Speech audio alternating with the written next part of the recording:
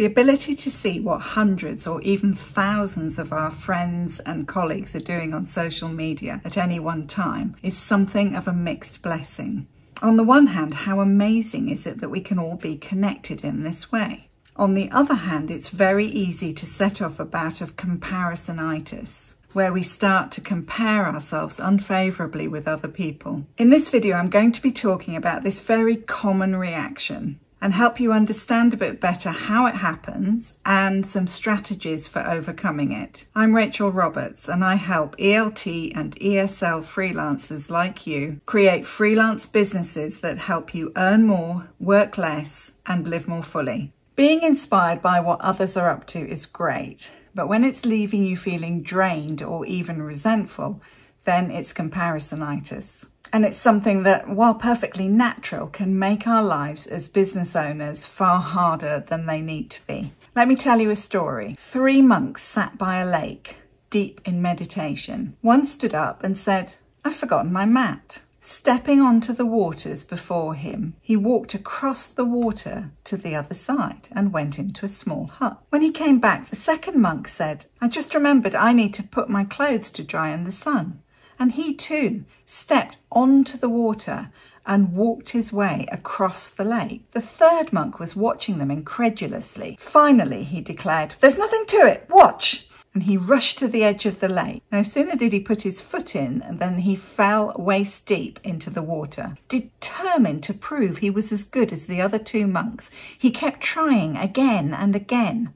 After watching for a while in silence, one of the 2 monks on the bank said to each other, "Do you suppose we should tell him where the stepping stones are?" It's easy to look at other people and to imagine that they are effortlessly succeeding where we're failing.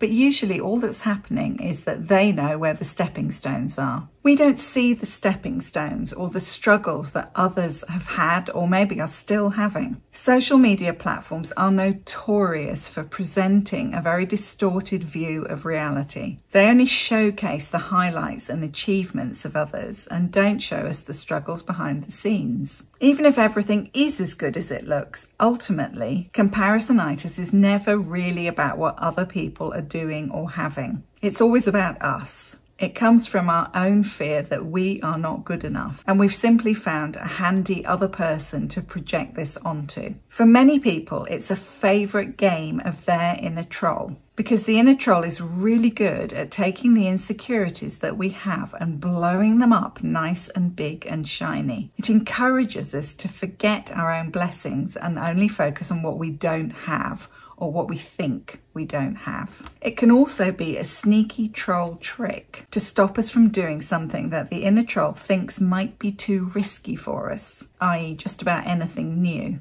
"Oh, so-and-so's already doing something like this. Why would you want to try and do that too?" Of course, logically, we probably realise 2 things. Firstly, that no 2 services or offers are ever exactly the same, and they will always appeal to different people, not least because the kinds of services we offer are very much about us. And some people will resonate with us and others won't, and that's fine. Secondly, there's almost always plenty of room for competition. As how many students or clients do you really need out of the tens of thousands that are available? And finally, competition can help grow the market. I'm noticing more and more business coaches popping up within the ELT and ESL world. And that simply means more people are going to be aware of how a coach like me could help them. And some of them will then choose me. But of course, this isn't the logical part of our brain that we're talking about. If you're aware of getting pulled into the trap of comparisonitis, don't give yourself a hard time about it.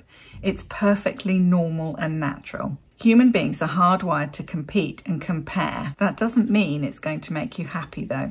If you find it triggering to see what your competitors are up to on social media, and I think we all do at times, remember that you don't have to follow them. Focus on connecting with your own potential ideal clients instead. Or, as they say, stay in your own lane. and/or consider setting some boundaries to help you manage your social media use. This is a good idea anyway. Yes, we all need to be connected, of course, but you can use social media very effectively in as little as 10 to 15 minutes once or twice a day. You don't need to be on there all the time, going down the vortex or the scroll hole. Make sure you're fully noticing and appreciating your own achievements, and be kind to yourself. Everyone's journey is different, and it's almost never a straightforward path. Treat yourself with the same empathy and understanding that you would offer a friend going through similar struggles. Comparisonitis is inevitably going to pop up for all of us from time to time.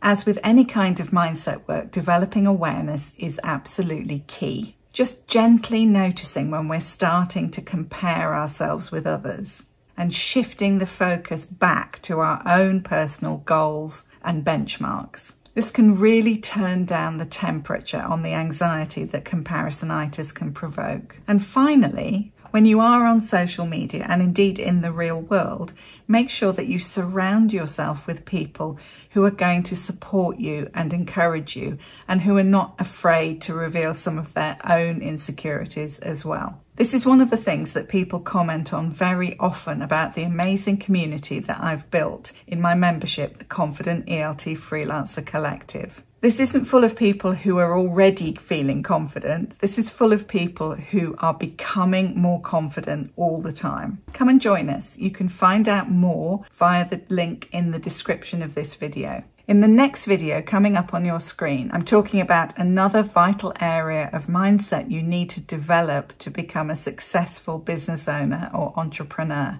strategic mindset.